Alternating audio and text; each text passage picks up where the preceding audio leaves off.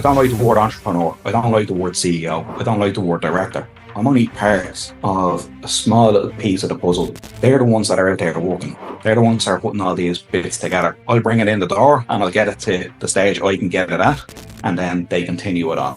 What I say about a true leader, a true mentor, it's not what you can do for yourself, it's what you can do for others. And how many people you can bring along for the journey is what I see as true wealth. You're living in something that's so chaotic, you don't know what's going to happen in the next 30 seconds. I'm above nobody. I am just, what you see is what you get. There's no difference. A leader or a king is somebody who can lead from the front or lead from the back. They can put down their own ego to be the same as everybody else in the room. Because in reality and in essence, we're all the same. I'd like to welcome this absolute legend from Dublin, Ireland, owner of Barróg Healthcare, who specialises in aftercare, intellectual disability, outreach and residential care. Also the owner of Motorzone Car Servicing that specialises in all things cars, specifically sports cars. Most importantly of all, the father of three, the legend himself, Mr. James Webb.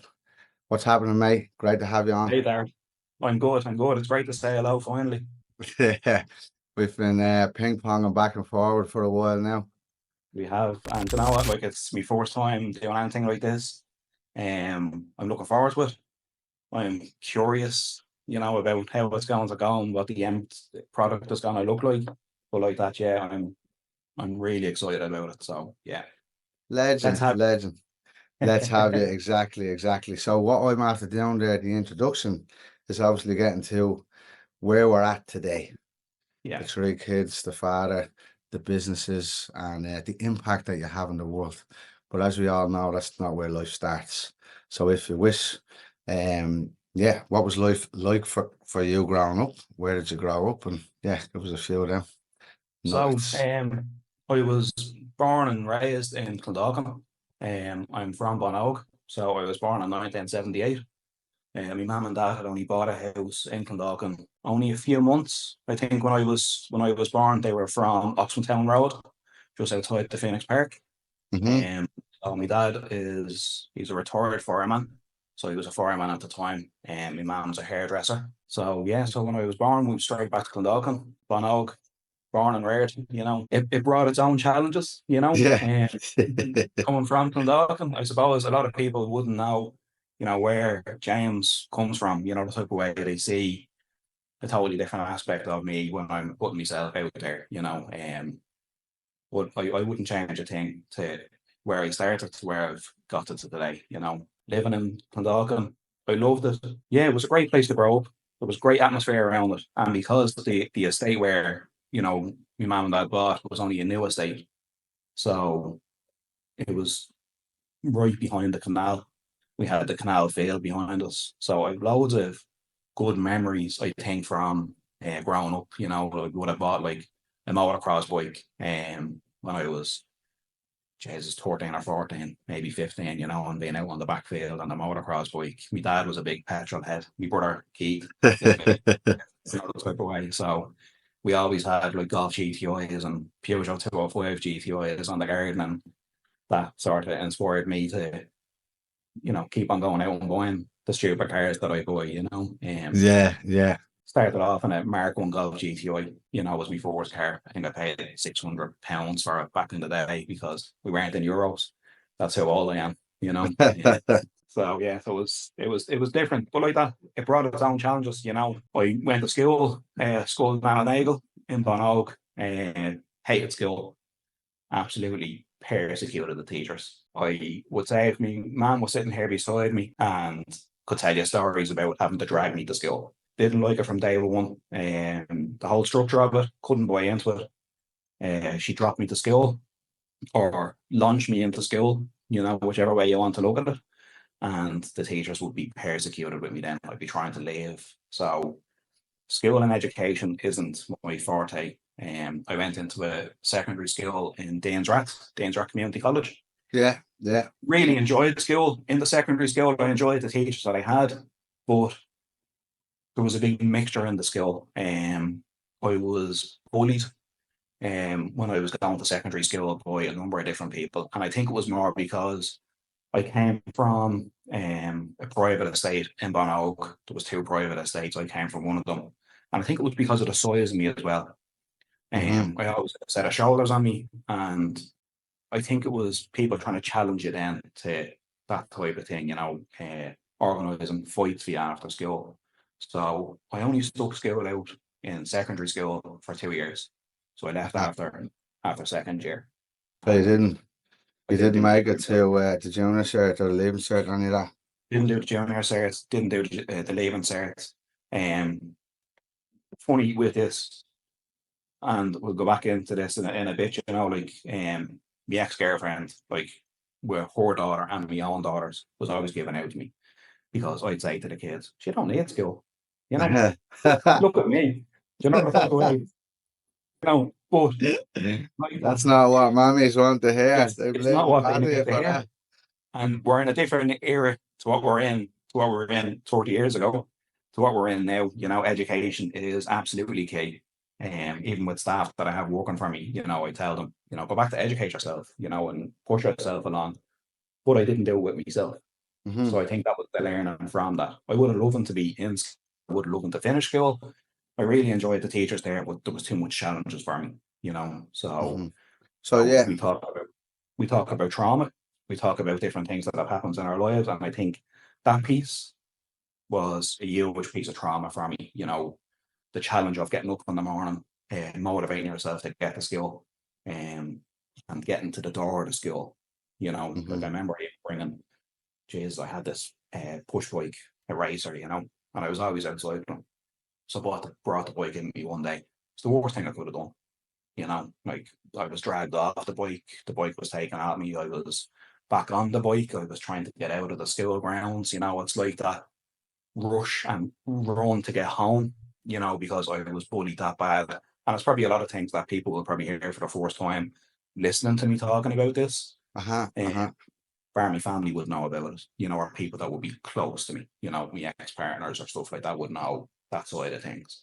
Mm-hmm. But yeah, it was tough. It was tough, but like that, we've come out the other side a little bit. Yeah. I'm Amazing. still dragging it with me. I still have Still, it on my shoulder, So this that's is why it's it. put here, 100%. Well, as I say, trauma stays stored in the body. It's like an anchor, a lead weight, until we Yeah, do the work required to remove it and release it, and free ourselves of those events in our lives. But just for yeah. you, just want to commend you for coming on, telling your story, being open, honest, and vulnerable, and sharing. Yeah, Thank it's you. courageous. Fair play.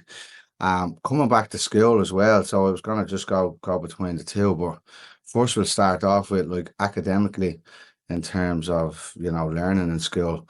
What was that like for you? We'll start in primary before you go up to secondary. So, as I said, I always struggled. I always found it hard to retain information, Mm-hmm. um, down to the stage where it would probably be more like ADD, the type of way.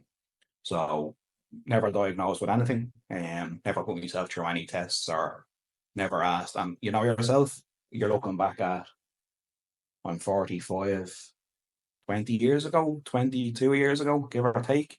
Yeah, So there was a lot of things just brushed underneath the carpet then, and there was a lot of stuff that was just overlooked, and we didn't know as much then as what we would know today, you know. true, very true. But I struggled with a lot of stuff. I struggled with, maths, science. But like as I said, the teachers were really good to me. The teachers were very helpful. And I think that's what kept me going to school and Mm-hmm. kept me pushing. I always wanted to better myself, but I struggled academically. And I still do to today. I struggle. I was in meetings this morning and work without jumping from one thing to the other. Mm-hmm. And there's some parts of it that I struggle with, but then there's other parts that just come natural to me, Yeah.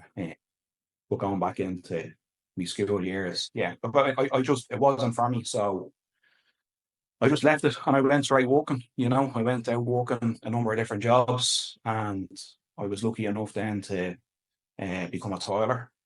So I used to do bathrooms and kitchens Uh-huh. Uh-huh. from an early stage of my life. And I done that for a period of time. I bought my first house when I was 23, based in Legend. Donegal. called Leyland. And I moved out of Leyland in 2006 to the house that um, my ex-wife is in at the moment. So with the Hmm. kids. Uh-huh. So Just just before we run too far ahead, James, yeah, again, absolutely. incredible stuff. Well done. Um, do you feel like for in terms of the school system, like do you feel like you could have learned these things in different ways, or you just didn't fit into what way they were teaching it, or you just didn't retain information, you had no interest in learning I whatever think they were teaching? nowadays, and I can't think back to what help was provided then, because it was so long ago. Nowadays you have SNAs in schools, so you have special needs assistants. Uh-huh. So I think if there had been someone there to help me that little bit more, um, I think I would have exceeded myself. I would have went quite well. There was so many different dynamics because I was being bullied in school as well. It didn't really entice you to want to go to school, you know. Yes. Um, so I think even if the educational piece had been right for me, with everything else that was going on, I don't think I would have made Hmm. it much further down the line. I Hmm. might have got my junior cert done, and then I think I would have left after my junior cert. Uh-huh. Well, that's where I was at. I was kicked out, not I didn't leave off my own accord. I think I told the story on my podcast episode and probably a couple of others, but yeah, I got kicked out of school after my junior cert and went back in September thinking that the principal was only messing. Full kitted out with all the books and the uniforms and all the things. Only to be told I wasn't messing, like, get out of here. But They did destroy it though. oh, stop it. My ma wasn't happy about that, Jesus Christ. But that's my story. But coming back to you, what you said there about business, and you're in business meeting yourself or in your own business in a meeting this morning, and some things you're good at, some things you're not good at. And something that flashed up for me was Henry Ford. Very similar. I don't know if you know his story. Yeah, Henry Ford yeah, is, just for the listeners, in case they don't, Henry Ford is obviously the founder of Ford Motors that grew to be one of the biggest conglomerates of motor vehicles and parts and all of that in the world. But for all of one of his famous quotes, why should I need to be educated in that field when I can hire the best in the world in that field? yeah, Do you know? yeah. So, And I'll be honest with you, Darren, exactly what I do. yeah. I hire people that do the jobs that I'm not capable of. So I have a woman there that runs the company for me. She's the deputy CEO. Um, so she runs the company for me and Naomi. And when I'm away or, when there's stuff there that I can't do, she is amazing at putting structure in place. Hmm. I'm I depend on her for an awful lot when it comes to the work for Barróg. And she's brilliant. Like she was in the meeting with me this morning. So we done a meeting with a few different people with different dynamics, and you could see where I come into play, Uh-huh. and then you can see where I'm taking the back seat and I'm pulling myself back. She's very academic, Yeah, she's yeah. intelligent, and you can see her taking charge, type of way. So it's great to have someone that I can bounce off with stuff like that. And then like Baroque has over 200 people working for it at the moment. That's And huge. and an admin manager team later role, there's probably about 40 people. And they look after everything that I can't do. Uh-huh. So, as I say to people, I don't like people saying to me that, I don't like the word entrepreneur. I don't like the word CEO. I don't like the word director because I'm only part of a small little piece of the puzzle. And they're the ones that are out there working. They're the ones that are putting all these bits together. I'll bring it in the door and I'll get it to the stage I can get it at, and then they continue it on. So when I go to the office in the morning, and if you were to ask anyone in the office without us jumping way too far down the line, I'm the one that goes around asking everyone, do they want a cup of tea or a cup of coffee? I'm Yes. that type of person. When I get down to Cork, I'm going down to Cork tonight and I'll be there tomorrow for meetings. And I know that I'll be like, no one makes me tea or coffee. Now they offer to make me tea or coffee, but I'm the one that the minute I get in the door, I'm like, who wants tea and coffee? Do you know what I mean? Who wants a scone or who wants A stuff, re- you know? in my opinion, a real leader, a humble leader. Yeah. So you can lead from the front or from the back. In archetypes, it's like a king. You can have a warrior, you can have a joker, which is a jester, and king, warrior, jester, and lover. There's a few of them, but in my opinion, a leader or a king is somebody who can lead from the front or lead from the back without the ego being involved. They can put down their own ego to be the same as everybody else in the room, because in reality and in essence, we're all the same, no matter the job title. And this is the reason for this podcast. This is the fucking literal reason for this podcast. So go ahead. I just think people that there's two of me. There's James and then there's Jay. You know, so you have James that goes into Barróg Healthcare. And I won't say I'm prim and proper because I'm not, because I'm a messer, do you know, the type of way. And I like to have a little bit of banter and have a bit of a joke in the office or on the phone with whoever I'm talking to. And I'm talking about social workers, staff that work for me, whatever it is.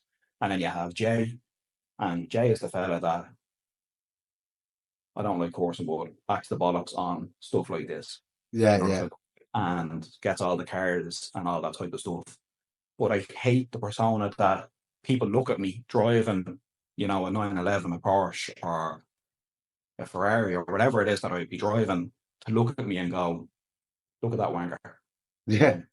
That's really not me. When I go to a car show, or I was down in the village a few weeks ago having a coffee, and I'm sitting there having a coffee, and kids are walking by the car, and I'm like, I had a red Porsche, and I was like, the door's open, just pull the door, and you can sit in it, and have a look at the car.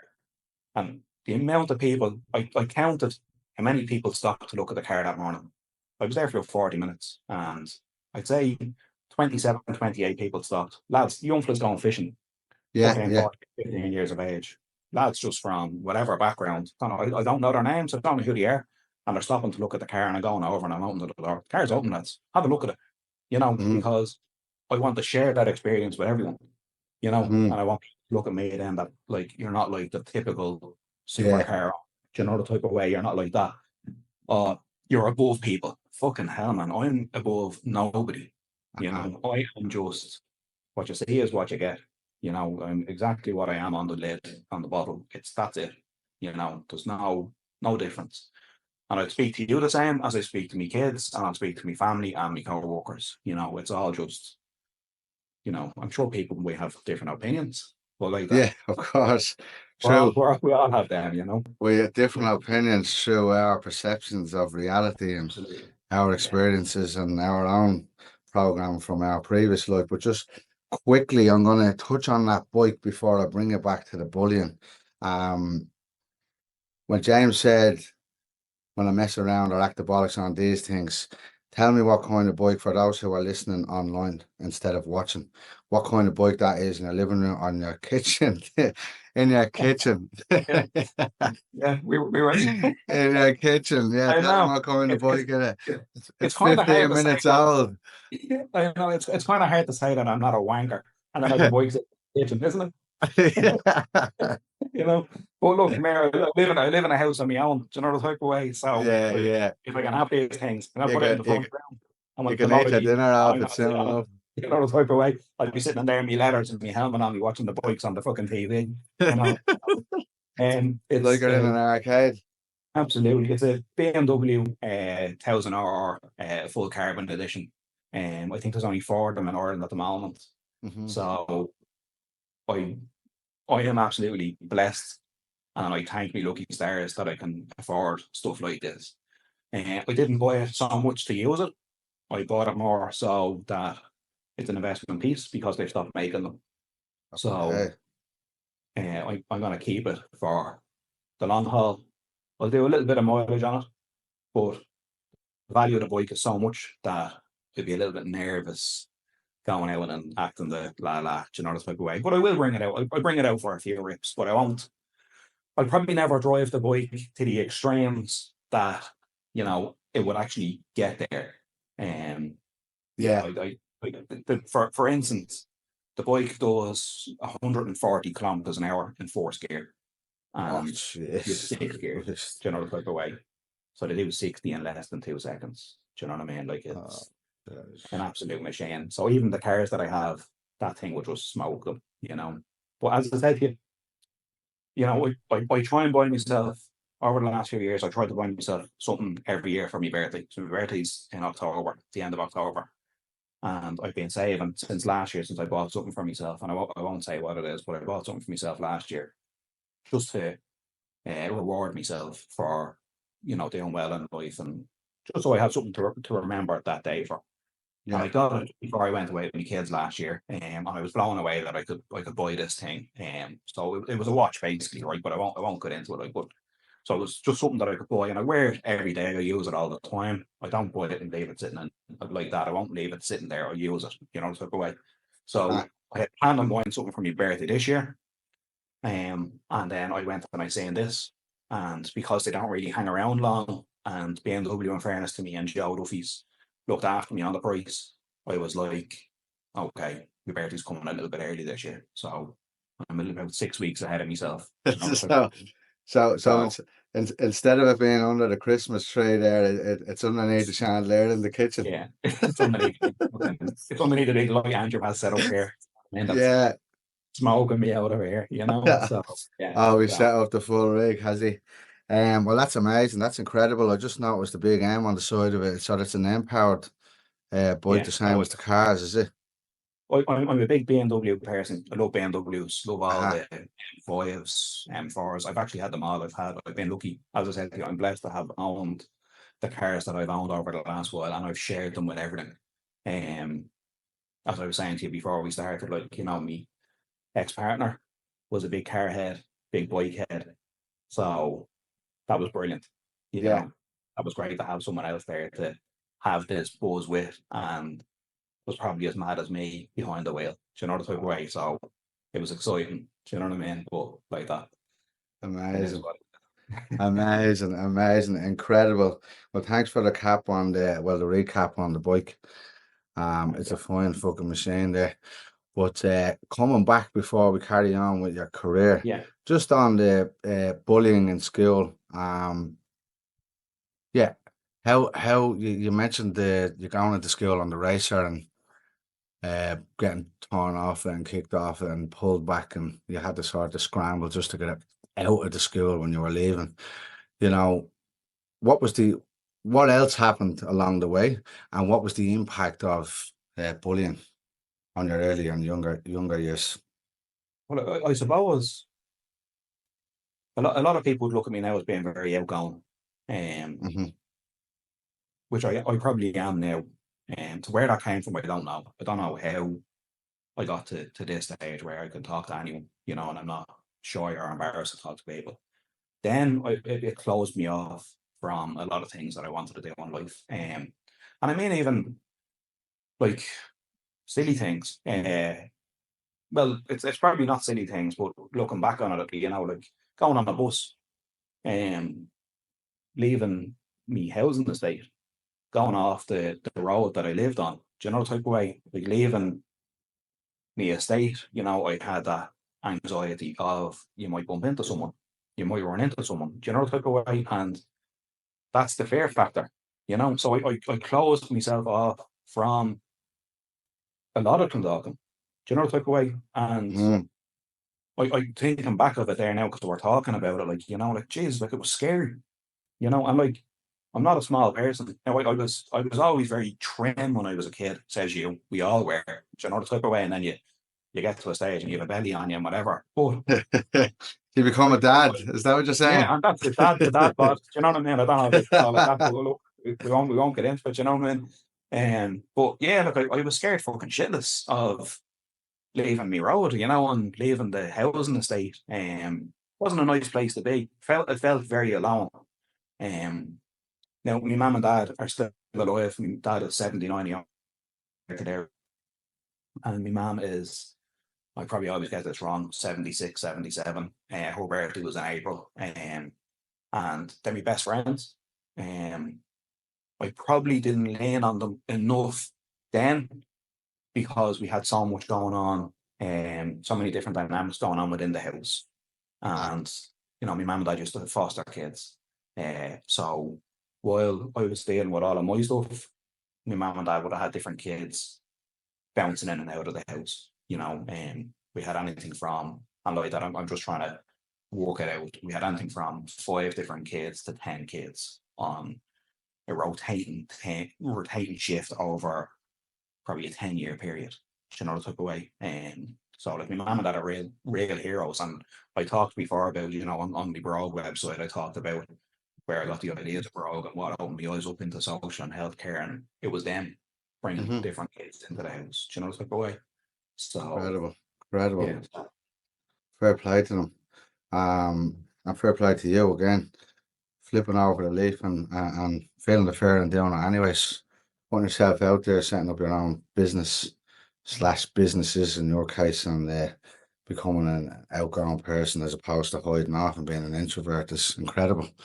Um, your parents, was that the video that I believe was seen on your Instagram maybe yeah. 2 or 3 weeks ago? That's what they were So talking about on there, was it? yeah, we actually only talked about this before we started. My sister Kathy, Uh-huh. who was in some of my Instagram pictures, we were away Yeah. there. So my sister and her daughter came away.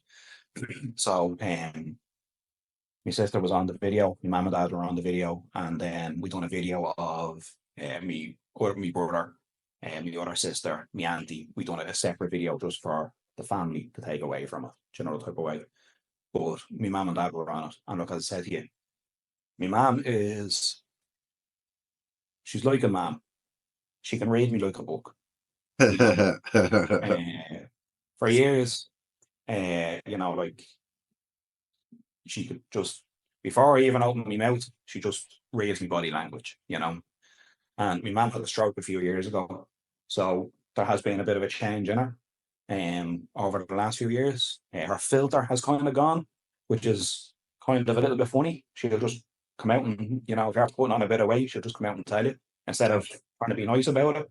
So Yeah, yeah, yeah. fucking gas, she's hilarious. But like, as I said to you, like, my mum and dad have always been there for us. No matter what shit I've brought back to the door, no matter what hassle that I've brought back to the door, no matter what madness I've done in my life, um, they've always been there, and I'm always open to talking to them. I tell them every aspect of my life. I was talking to my dad the other night, and I was telling him, I was talking to yourself and doing the podcast, and sure, like, he was looking at me going, "Podcast? What? What's the story? What's that? You know what I Well, mean?" So yeah. I was like, "I'll show you when it's done." Yeah. I might show you. I don't know. We'll Well, see well, what happens. we're flying so far anyways, but yes, not all heroes wear capes.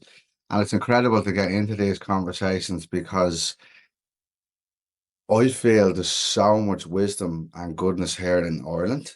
And a lot of it gets overshadowed by all the other things and, alcohol, which again, I drink as well as everyone else. Well, most people, I won't blanket Yeah, everybody.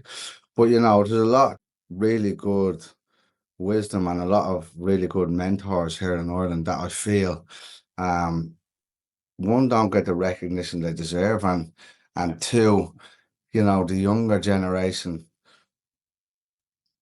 could learn a lot more from.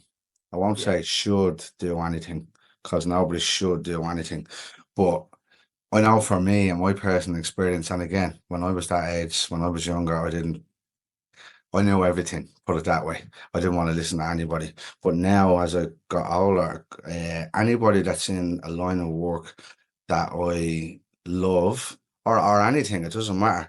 If I see somebody that loves what they do, I'm interested to hear what the story is to get there, hence the podcast again. So I feel that, in terms of mentors, because mental health is a big problem in this country. In terms of mentors, instead of, having the know-it-all mentality, we could learn a lot from each other, especially our elders and especially our parents. Um, all the kids that you said, I think you said 10, or was it 10? roughly 10, give or take. Yeah, Roughly 10 over a few year period. How did all of those kids, is there a connection there? Do you still talk no, to any of them, or what way no, does that system work? So we have one lad that's with us long term, out like he's Uh-huh. 29, you know, sort of way, and he would still link in with my mum and dad. And yeah, I won't go into too much about him, Uh-huh. because I don't want to talk about anyone that's not here or I Yeah, haven't that's told. that's that's okay. That's okay. My mum and dad have treated him like he's a son, you know, and they Hmm. brought him in. You know, we've all brought him in as, you know, it's a family, you know, brothers and Yeah, yeah. sisters. There's been a lot of difficulties there over the last while, but like that, my mum and dad are still there for him. Do you know, Hmm. the way. I know I've fallen out with him a number of times, but my mum and dad, as I said to you, they don't leave anyone. You know, Hmm.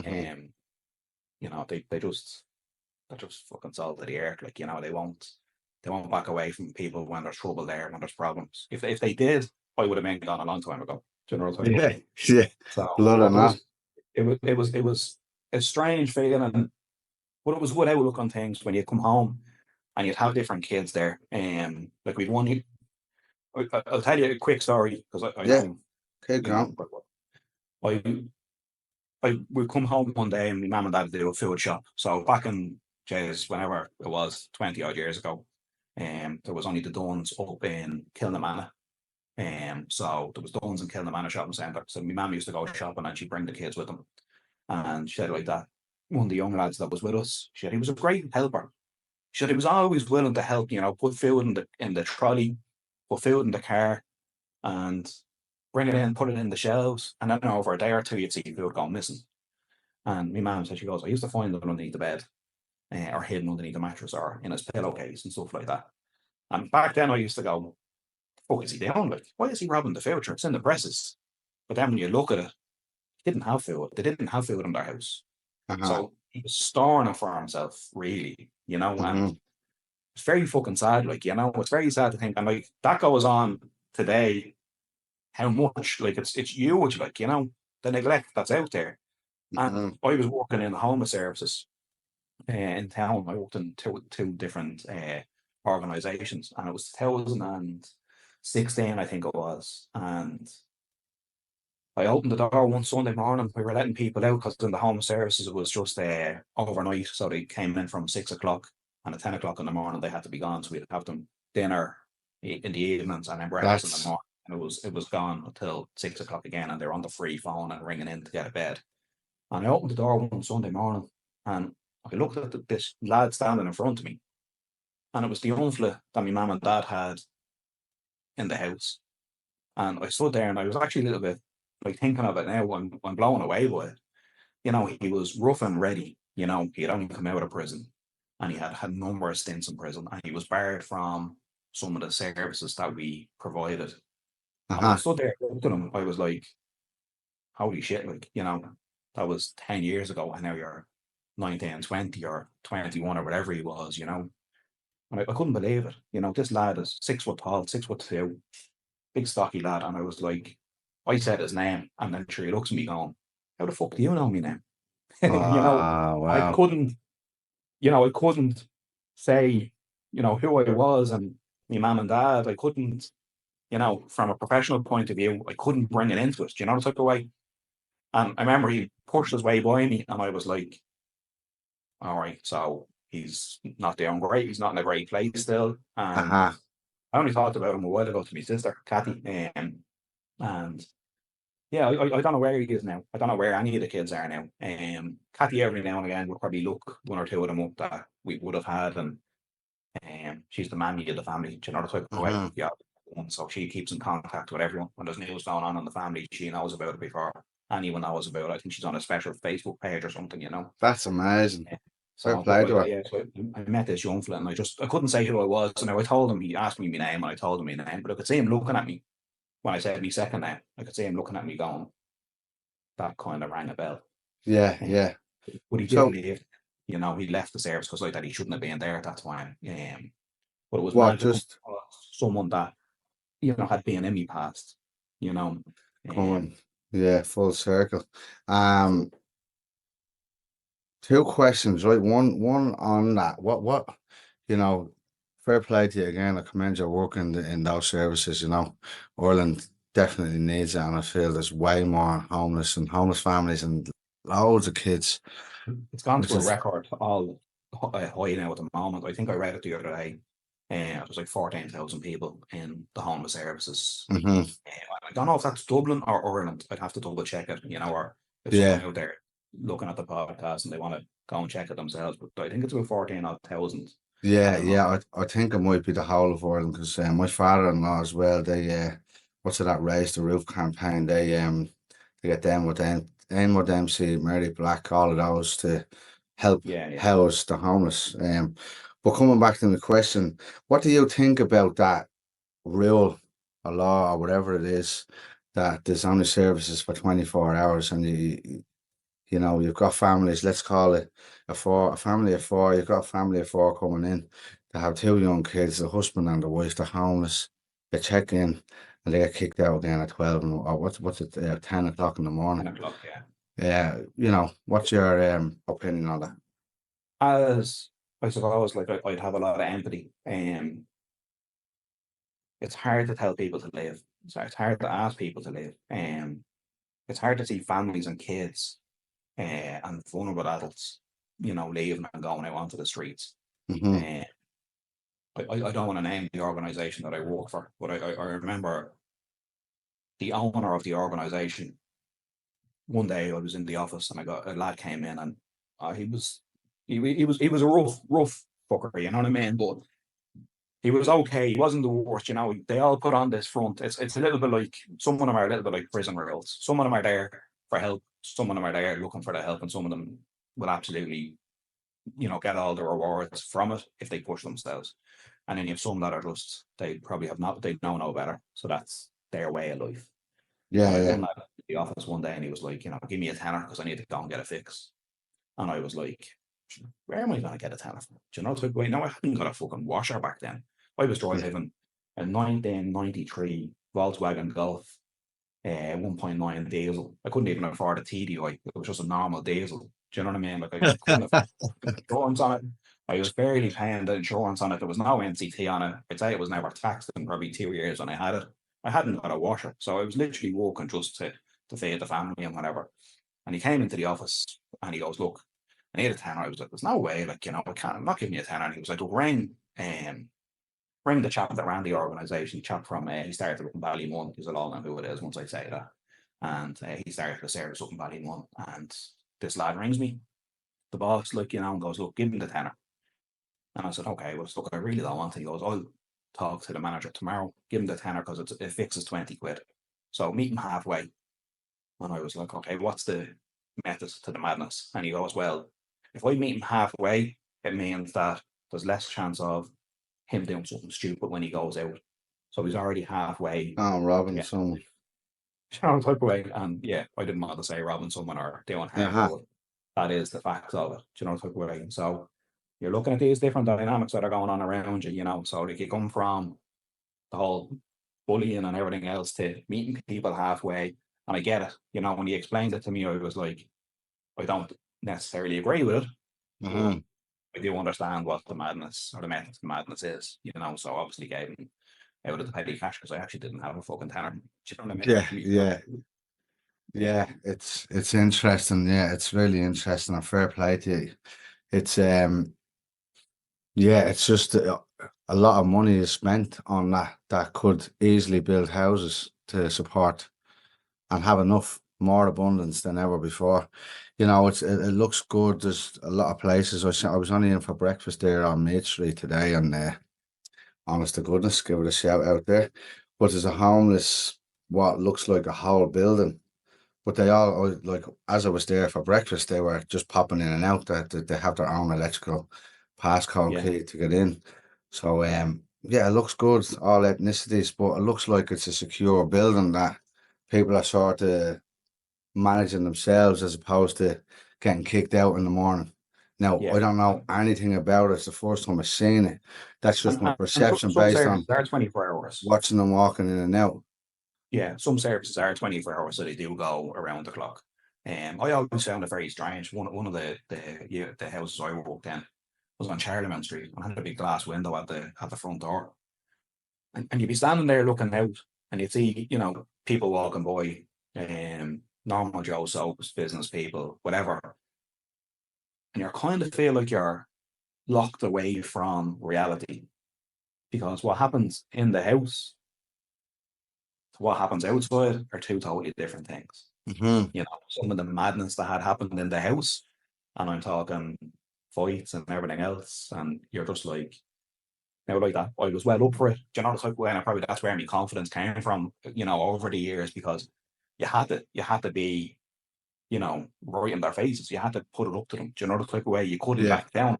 If you're the weak link, you know, you're fucked. Do you know the type yeah. of way? But there was one thing that I always done for the lads and the ladies that were there. When I worked a shift on the weekend, it was a 72-hour shift, and you'd sleep in the house when you're there. And the one thing I done every weekend religiously, and the manager used to go mad at me, which I didn't care.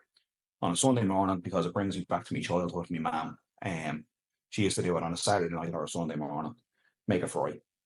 So Yes. he was a chef up Petty Cash was there, and I used to go around to the butchers, and I'd haggle with the butchers, because I tell them where we're from, and I'd be like, "Come on, give me a fucking deal, give Yeah. me something." You know, type when I get whatever, a ring of black pudding or white pudding and a few eggs or whatever, they throw something in, and I'd go back then on the Sunday morning. The lads used to say to me, "Jay, you on in the morning?" You know, and I'd be like, "Look, if you're not up, you know, you snooze, you lose. I don't Yeah. fucking best rest." Do you know what I mean? So I'd be in the Yeah. kitchen from early, and I'd be sweating me fucking hoo ha, fucking cooking a fry. Do you know, the type of way, and I'd be leaving eating the scraps myself, but I loved it.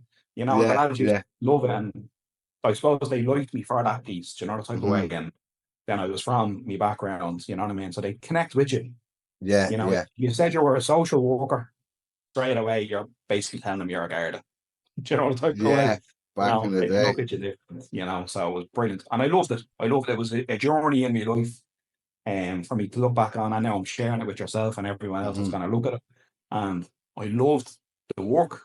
I loved the people I met. I loved the people I worked with, which was a lot of younger people, a lot of young females as well that worked there, Mm-hmm. that were more solid than me. Do you know, the type of way where, like, it was funny to see them, you know, in action. Do you know, the type of way putting it up to people and telling them to back the fuck off or get the fuck out of my face. And I'm like, "Oh, sorry, you're like 5 foot tall." Do you know what I mean? Like, what the fuck, you know? And then I had to be, okay, well, I need to grow up here, because if she can do that, you know, I better be behind her. Do you know, the type of way to back her up? You Yeah. know, Yeah. but like it was a crazy part of my life. Like, you know, you're going from quiet days to extreme days to resuscitating people and using defibs. You know, the type of way, and it's just you get it all in one. It's a great learning. It's a great learning. I Yeah. think that opened my eyes up to social care more than, because you're living in something that's so chaotic. You don't know what's going to happen in the next 30 seconds. But Yeah. I loved it, Crazy. and it helped me pay, you know, a wage and get money in, and helped me look after my kids, you know. So And I'm grateful and for the opportunity that I got to work with them, you know. incredible. Learn some good life skills and also um be of service to others. Yeah, What comes up for me, as you say, that you know they love the fry. They're like, "How are you on in the morning?" It's just bringing a humility to them yeah, because there's no us and them. It's just us, really. yeah, You know. Um, and for people, what I've experienced, chatting to some people who are homeless, and you know all of the labels that you put on them, uh, they feel a level of disconnect, like absolutely. you know they're not human because because a lot of them beg and a lot of people walk past and they don't even look at them. Yeah, yeah, So it's inhumane in some yeah, cases, and a lot of them download that programming or that belief that they're less yeah, than because of X, Y, and Z. So fair play to you on that. yeah, And just moving on, um, the bullying. Last question on the bullying before we carry on with the rest. yeah. Um, what would you say? So you were around 15, 16. What would you say to people who might be listening to this today that have a kid that's being bullied, or people who are bullies themselves? What would you say to the bullies? That's a good one, Hmm. you know. I think to a bully, they need to really have a look at themselves, you know. They need to look at themselves and actually take a bit of time to themselves and actually understand to why they're impacting this on other people, and inflicting this pain on other people. And I know there's a number of reasons why people would do it, and we'd all go, oh, well, it's because of the background. No, look, it's not always because of the background, do you know, the type of way. It can be just your bollocks at the end of the day, but take a step back, look at yourself, look at the impact you're having on people. And big thing I say to people, it costs nothing to be kind. You get more respect, and you're getting further down your life with more respect from people if you're nicer to them, and it'll cost you nothing. So take a step back, have a look at what's going on in your own life, which isn't easy, especially when you're young, with everything that's going on in the world nowadays. Like, it's a fucking chaotic place. And I would hate to be, 15, 16, like my daughter is 9, 14 and 24. I'd hate to be back living their age now. But like that, I'm here for them, the type of way as well as, my family is here for them, but take a step back, look at yourself, look at what's going on in your own life, and maybe just try and put yourself in the position of the person being bullied, and see how they're looking at life from their eyes. Because the court that comes to, when you're being bullied, you question everything. You question what you're putting out there. You question you're questioning everything, like that would be one part of me that I would love to change. Like that. It's made me to who I am today, because it's all just built into one. 100%. In some way I'm thankful for it, because I've experienced it, so I know it. The people that are being bullied, talk about it. Talk to you, talk to me, talk to their mum and dad, talk to their brothers and sisters, talk to their teachers. This whole thing of, you're ratting on someone if you're going on about it. By no means do you ratting on anyone. You don't have to mention a name. You don't have to go, Dara is bullying me. You don't have to mention anyone's name. You just need to talk about it. And I think if you talk about it with people, your peers, in some sort of aspect of things, once you know yourself, once you share it, you have it. So someone might have an answer for you then to how you could deal with things, or might be able to help you deal with that person a bit different. Epic. Well done. James, coming back into your professional life now, you mentioned that you have around 200 staff in Barróg, the healthcare service that you provide. You have 200 staff. How many patients, how many patients do you work with? Patients, clients, and how far all over Ireland? Like, are you just Dublin, Ireland? What's the jazz with that? No, do you know what? We're everywhere. We are in Dublin, Kildare, probably touching a bit of Wicklow. Cork is a big area for me. Do a lot of disability work in Cork. It's the plan is to grow Barróg until it's double and triple its size that it is now. For just to keep going.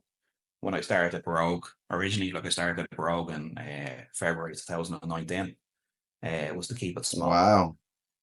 Was to go 30, 40 people, manage it all myself, and maintain it. To me, just working 5 days a week, and it just started growing. It just started getting bigger and bigger, and I started the business with not much behind me at all. I'm talking a few grand.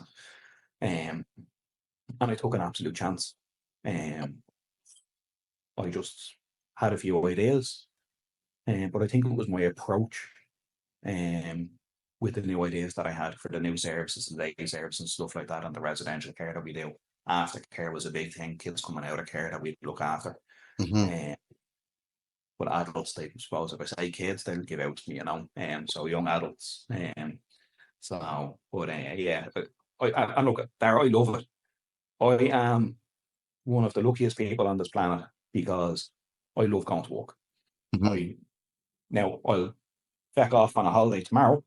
I'll be gone for 2 or 3 days, and I'll be on the phone and on the laptop like yourself. We'll bounce around the place and we can still work. But going out there and meeting people. You know, I walked into my office the other day and one of the clients is there, and I'm in and I'm, what's the story, brother? And he knows they don't know me from Adam, and I'd say they're looking at me going, is this just one of the new staff? You know, type of way, or whatever. And I'm just in there going, what's the crack of you well? And people are going, that's your man, James. Do you know what I mean? And I'm like, fuck off, telling people who I am. Just leave it at James, you know, that's it. Yeah. No more, no less. Humble. But yeah, I love it. I love what I do. I love what I do, and I'm blessed to be in the position that I am, to be doing it. You know, I have some really lovely people working for me. I have some people that are absolutely mad and mental, Hmm. and come from the same backgrounds that I come from Glendalough, Ballyfermot, Cherry Orchard, all walks of life, you know, the type of way. And then down in Cork, you know, it's the same thing, you know, you've all walks of life. And yeah, look, I love it. I can't like say it enough to you. Like Yeah, that's right. yeah. You Look, know, in my opinion, it's you know, when we say all walks of life, in my opinion, it's people who come from the areas that we have grown up in that understand the struggles in those areas the most.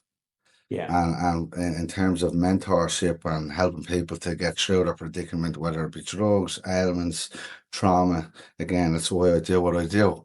I love what I do, and it's yeah, like I'm in Dublin right now, and once I have my laptop and my phone, I can connect with anywhere in the world, and people that I do.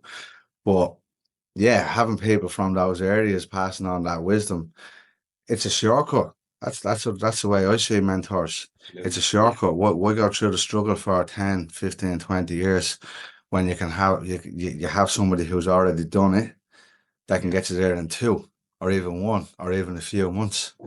Do you know, I think mentors are like the ultimate education or the ultimate tool for taking shortcuts to where you want to be in life. and I love that word you use, mentor. Hmm. You know, because all of my staff that you know work, the managers, team leaders, all the staff that are on the floor, that's what they are. You Uh-huh. know, they're mentors. You know, and I love the way you've said that word to me now because that's going to stick with me. You know, Hmm. we'd go social care worker or healthcare assistant or whatever it is. You know, the type of way. Well, yeah, mentor like that, and that's what it is. Like they're all here to help. They're all here to help whatever your needs are. Hmm. We're here to help with that client to whatever it is, whatever's going on in their lives. Hmm. I said this before in me peak or Barróg, like there's always someone there on the phone. You know, like it's a huge networking system that we have here. You know, you have everyone has my phone number. Everyone, my door is open in my office all the time. People can walk into the office and come in and just sit down with me if they want. You know, Uh-huh. not a lot. I would love if more people took me up on it. I'll be honest with you. There you You go. know, I want All to the get out there and staff. meet more people. Wink, You know, wink. but just get in here and say hello to me and let's shoot the breeze. You know, the type of way. I'm nothing fucking special. You know, I'm just here to pass on, you know, what I have in life and what I can offer in life, and then I hire people for the stuff that I can't do. You know, Hmm. as I said in my meeting this morning, we were going for a meeting, and I was like, I don't have all the answers. You know, Hmm. Jesus, it's like not a fucking hope. Like, you know what I mean? I have, you know, 25% of the 100% of answers that you're looking for, but I love it. I'll come back to you with the answer. You know, and if I don't have it, there's someone within the organization that will have that answer for you, and I'll come back to you with something. You know, so Yeah, epic. And great recognition on the mentors piece there, because not only are they mentors to each other, like they're mentors to you and you're mentors to them. So it's the absolutely, same for everybody. The more, and this is where the school system as well sort of bugs me. You know, the way we do yeah, tests and exams and I don't studies and agree all with of it. that. Yeah, I don't agree with it either. Yeah, Like, where in life you're obviously a businessman, a successful businessman, a family man, but where in life where people are of who have achieved things, good things, great things, family things, whatever in life, that haven't received support along the way. Where in yeah, the system, where the school system is designed to separate, doesn't teach you how to learn, it teaches you how to memorize. yeah, You absolutely. know. So I think, yeah, each and every person, there's a lot of younger people who are mentors as well that knows, like technology, Absolutely. for instance. Yeah, well, I like if you look haven't a at Andrew, clue how to do this yet. Andrew's 22. Yeah, Like, you know, like he's a weapon.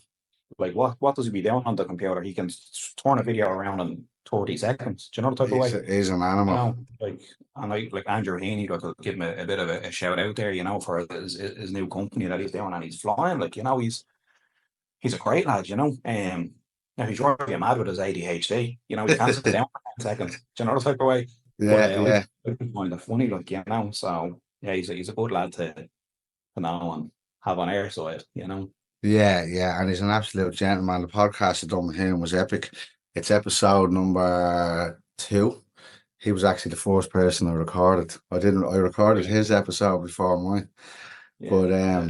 yeah, no, that's epic. And now just transitioning into another business that you own, Motor Zone, which touches on a lot of fun stuff like that. 1100 fucking masterpiece you have sitting beside you there, or beast. Yeah. The empowered BMW. But Motor Zone, give us a heads up on what life is like in that world. So motors on, we're only sort of starting it back up again. My method behind it was the lad that Don that's working there, young lad, early 20s, very capable, real bright lad. You can see he has that push. He should definitely own his own business. So we were talking over the last while about Motors On, and like originally Motors On was something that I bought last year, off a lad, and I won't go into things too much, but I bought it and it didn't really work very well. Mm-hmm. So kind of bought a dead dog, and it took a lot to get it to where it was. And it had only started working February, March time. And my ex partner was running it for me. She was working out there a lot and done a lot of good things with the business. But like that, we had good lads working for us, and that's thanks to her. So I'm beginning to get a little bit of a choke in the owl fucking throat there, But look, we'll move on. So Motorzone had a very rocky, bit like my relationship, very rocky ending.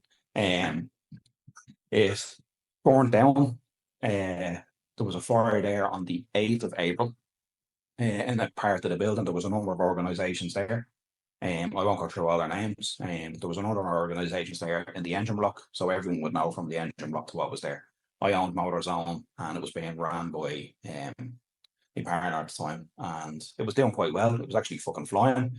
It was really going well, and there was a fire there on the 8th, and the whole building from 8:45 up until 4 or 5 o'clock in the morning, myself and herself were out there till, I'd say, the death, but it was the death of the business. So it burned to an absolute crisp. There's a part of it on my social media, but if you go into the engine block, you'll see all the fires, all the fire service that were there and everything else. But it was huge traumatic piece of my life because we had put so much into it. We literally worked day and night to try and come up with ideas to how we could make the business work. And it was beginning to work. And I think that was the bigger kick in the bollocks, Mm-hmm. was it was beginning to go somewhere. It was beginning to, make a bit of money. It was beginning to turn a bit of dollar, and the staff were happy. We were new equipment was all being used. It was flying. And then obviously, look, these things happen in life. Something we didn't see. And I remember I was living in Rackhill at the time, and I was actually moving house to where I am now. And I was sitting in the house, and I was having an ale whiskey. And I got a text off someone to say, what's going on in the engine block, or motors on one or the other. And I was like, Jesus, I don't know, like it's 9:15 or 8:30 at night, whatever it was. So I went on to my cameras, and I could see smoke in the building. And I was like, oh, fuck, because we had a big oven out the back and a lot of gas and stuff like that. I thought it was us after causing, Uh-huh. this catastrophic fire. Now it happened from another human error, but like that, it is what it is. There's no grudge. I still talk to the lads that own that business. It is what it is. It's life. Do you know the type of way? Uh-huh. It Yeah, was an accident. It's an we accident. rebuilt. It was absolutely an accident. So myself and my ex flew over that night. We got there and we stayed there for the night to watch it literally go from a fire that was looked like it was being contained, and then it was smoke damage, and then later on the night, like 3, 4 o'clock in the morning, the whole place just erupted within 10 minutes, and it was gone. So I know we talk about trauma. I went back out there afterwards to take a picture of um the building for the insurance company, and when I went back out there, I actually done a video, like literally off the back. I done a video of myself out there, and it was, yeah, it was mind blowing. Like literally, because so much had happened to me. I told you, I split up with my girlfriend in April as well, at the end of April, start of May, and the business went. I was like, what the fuck is going on? Uh, I know we want to talk about the positives of it, and we'll come to that, but it was just a crazy part of my life for this year. And like that now, it's to try and rebuild it. So my whole, as I sort of went on a bit of a rant there, so I'm sorry. no, Um, don't be sorry. It's that's what my, we're here for. It's my all whole welcome. side of it now with Motorzone was to rebuild it to a small unit, Mhm. to a smaller Motorzone to what it was before, because it cost me a fortune the last time. So just to do it on a budget this time, and to hand it over to Don then, and he buy the business off me.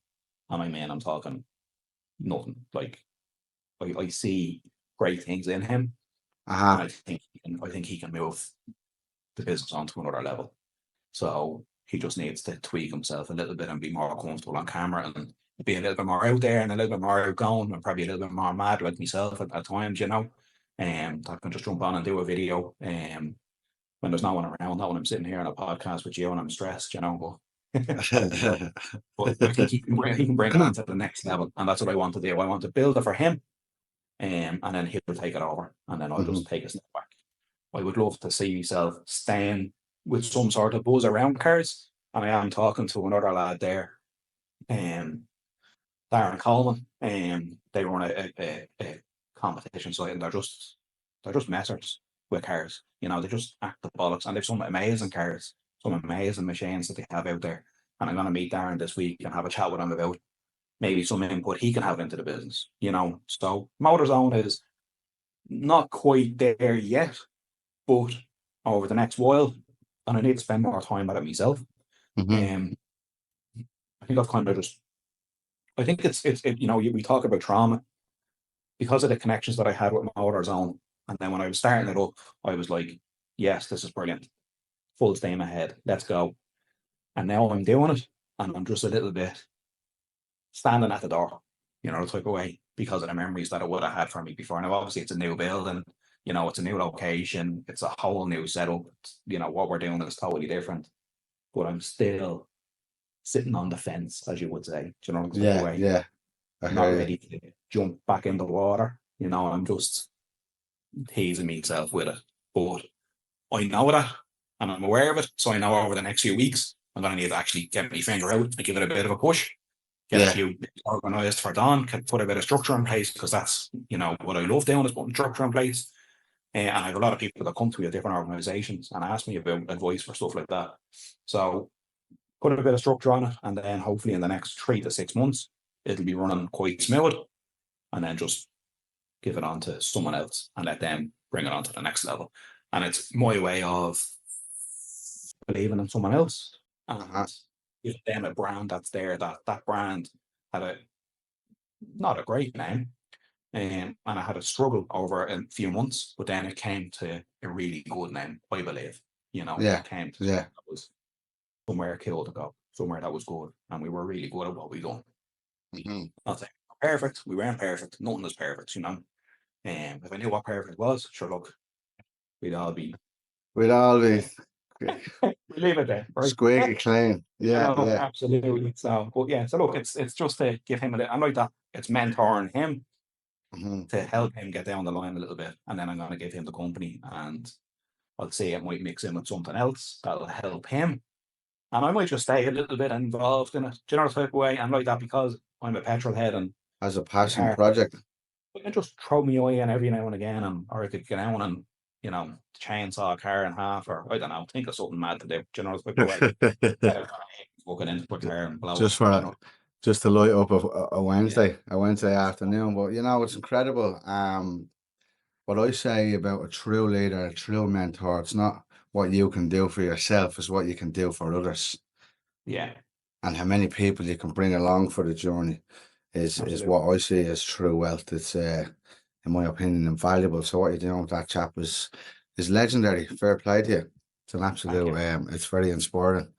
So you're involved, you've actually, while we're here, well, it's the same question actually, it falls in line. You're involved, what's your role in is it the Bumblebee 5000 So or the 1000? Bumblebee 1000, Yeah.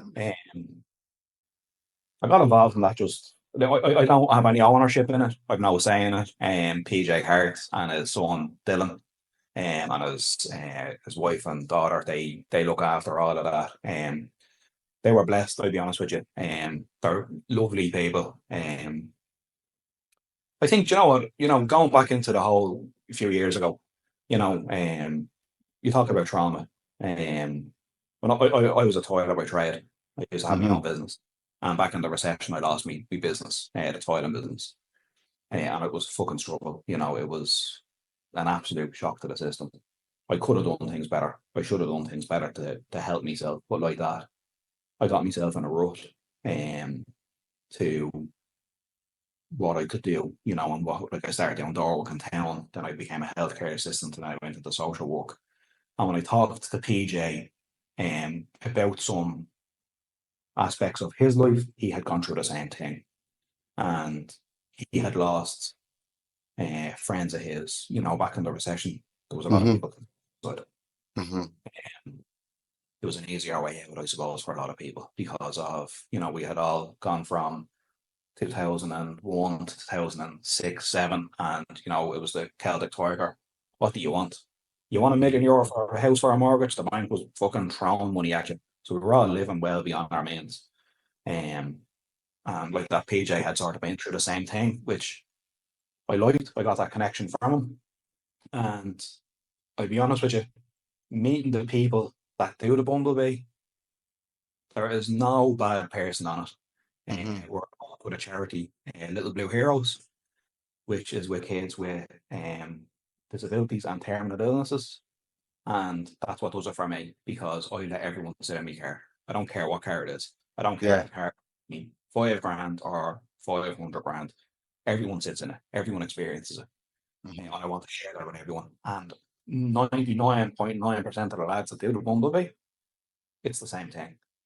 So a big shout out to them. And do you know what? This year I done it, and I met Andrew. Andrew was to do it with someone else, and he was let down on the last minute. So that morning we were getting ready to do the Bumblebee, and I met Andrew a few years ago. And I'll tell you about that in a second, because he's a fucking mad thing, That morning we were sitting there, and I was on my own. I had my grey Mercedes, and he came up to me. He was like, what's the crack, bloody bar, chatting away. And he goes, who are you doing it with? And I'm doing it on my own, I'm actually just doing it to clear my head, because I've had so much going on in my life. And this is the weekend. Just back the bollocks in the car, be on my own, listen to the tunes, listen to the car. And he was like, I've no one to do it with. Can I jump in with you? So I was like, absolutely, of course. Once all your stuff fits in the boot of the car, jump in. Not that light he has set up there, anyway.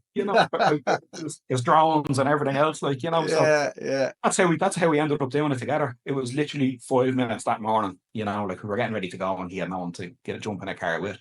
So we ended up doing it the whole weekend together and hanging out, type of way. So everything happens for a reason, since then. 100%. Made a few videos. He's made a few videos for me. With my kids, when we went to Ibiza, he made a video for me with the kids, and they went to Coldplay last week. You know what I mean? I had tickets for Coldplay, and I gave 2 away through Motorzone, and then I had actually bought tickets for someone in my past, and I gave them their 2 tickets because they were more excited to see the concert than me. And I hope they really enjoyed it. And then Andrew went with a girl he knows, and then my 2 daughters, Jessie and Cara, went, and they met Andrew on the way. He actually got them a horse and carriage. Of course you did. He rang me never guess what we're on. And I'm like, go on, I'm sitting in Spain, like, and he was like, go on, give me a laugh. And the girls are sitting there, and there's like, the horse isn't here, and we're sitting in the fucking carriage. You're And I was like, right, gonna what? push it yourself. So I was like, so the horse and carriage. So yeah, so he brought them in. So he done a video for me, which is up on me social media. I don't know if it's on his page, to be honest, which is I would kill me for that. But yeah, it's up on me page, and it was good to see that they had a good time, the type of way. And it's all about sharing that experience. But back to the Bumblebee, that's how we met again after knowing each other from a few years ago.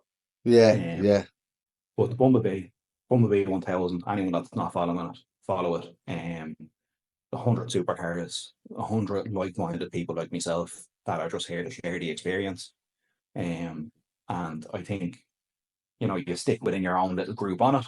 But this year I've done it on my own as such, and we just talk to everyone. yeah. I will say hello to the fucking door who will say hello back to me, the type of way.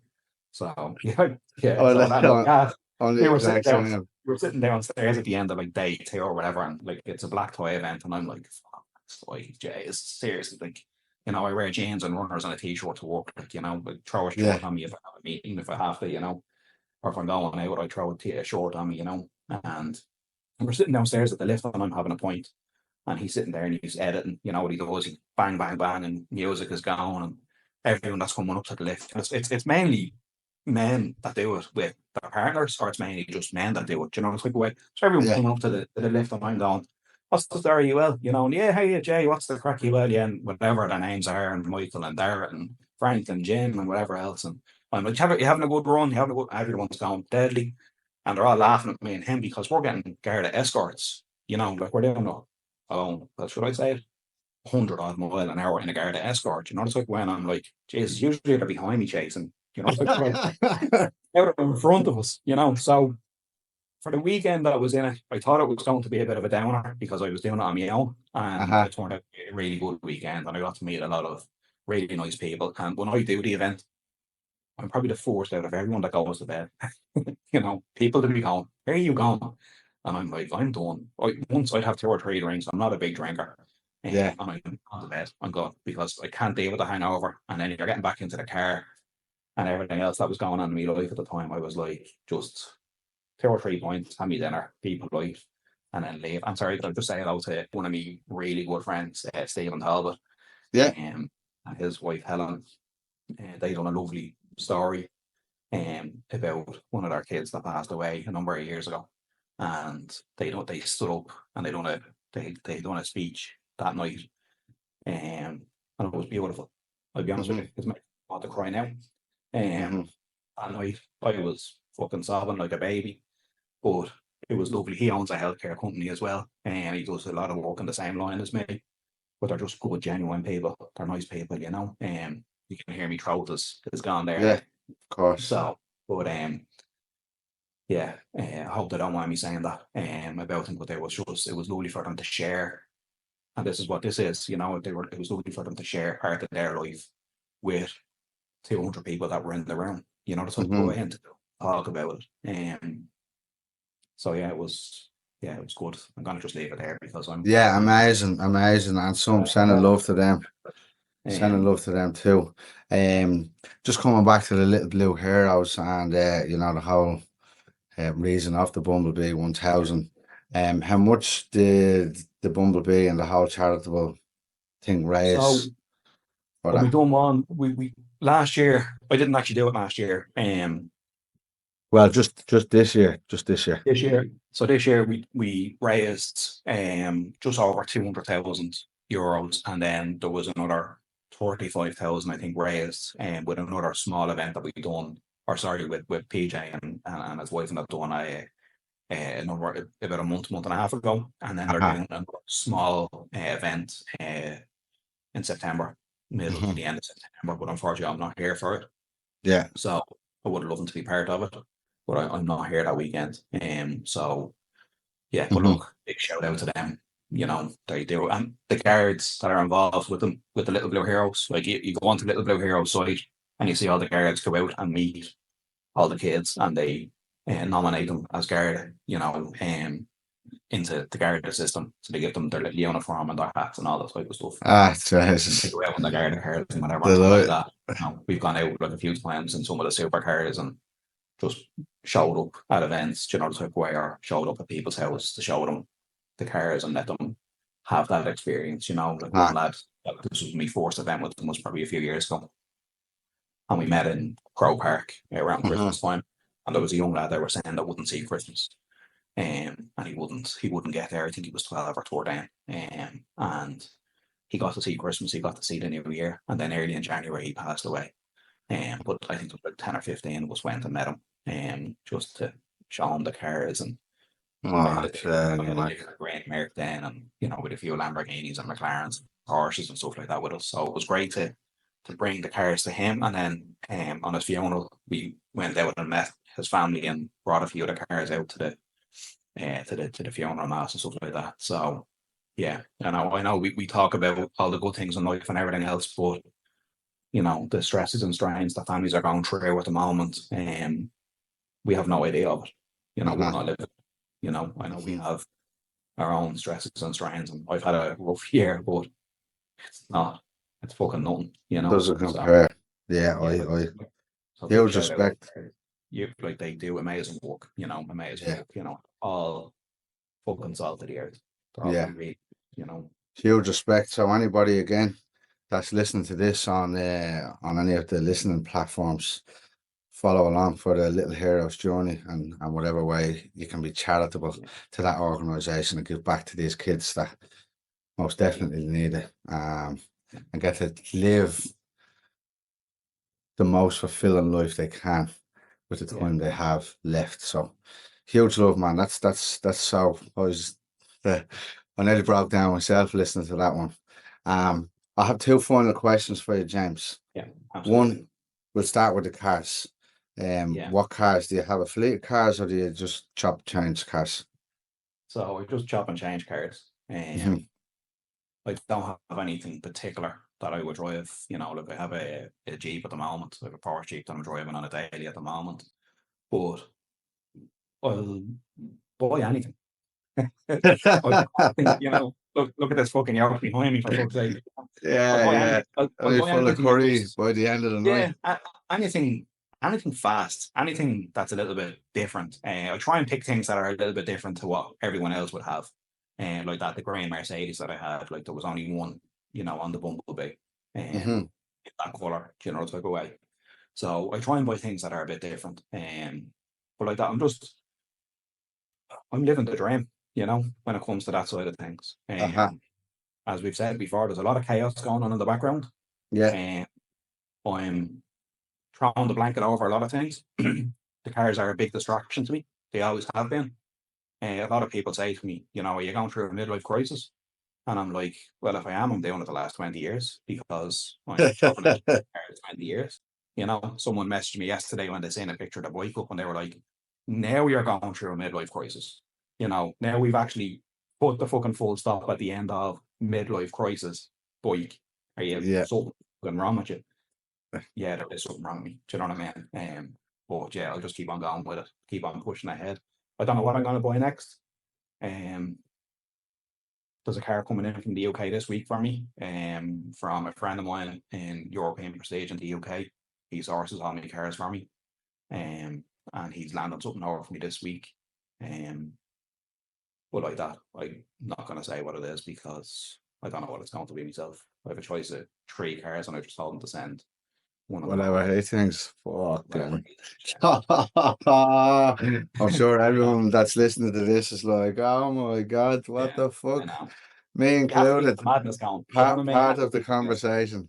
It'd be Yeah. good to have those types of stresses or headaches, or even not. If there was a headache, you'd be choosing which one comes, but it's clearly not if you're saying send whatever. So fair play to you on that. Yeah. Final question. Yeah. Same question for every guest that comes on. What does success mean to you? I suppose success means to me, it's your outlook on life, happiness, fulfillment, and enjoying life. Without the success I have now and I've had to date, I wouldn't be able to enjoy a lot of things that I've been able to do. You know, I've gone on some road trips that blow my mind, and that I've never been able to even fathom that I get to go on these things. The cars that I bought, the places I've been able to go this year and last year, it's just crazy. Some of the people that I've met as well, like it's just madness. So success, you know, it just boils down to, I think, just being happy, Mhm. which is the best way for me to put it across. It brings a lot of happiness to me and to my kids, you know. It's to show them that you can come from nothing. You know, like as I said before, my dad works as a fireman. He worked 2 jobs to feed us, you know. So to be successful nowadays, yeah, it's to just happiness, you know. I think that's the best way for me to express it. Epic, James. What an absolute incredible conversation. What an incredible life story. It's been a privilege to have you on. So thank you for all of your wisdom. And where can people find you? The same with the Little Blue Heroes. Where can people find you, your Barróg business, and the Little Blue Heroes? Yeah, So I suppose all social media, Barróg Healthcare, it's on Facebook, Instagram, LinkedIn, bit of YouTube, Motors on, same thing, and Little Blue Heroes and the Bumblebee 1000. Instagram is probably the best place to find it. I know they do a little bit on TikTok and stuff like that as well, for some of the display of the cars that'll be there. But I think Instagram is the best platform to find it. And like that there, it's the privilege has been all mine to meet yourself and to be able to do this today. You know, this is one of them things where, you know, I went out with Andrew on the jet ski. I hate the water, can't deal with the water. Can't swim. I can't deal with the water. Went out on the jet ski with him, and he frightened me a little bit. So I'm gonna get him back at some stage for that.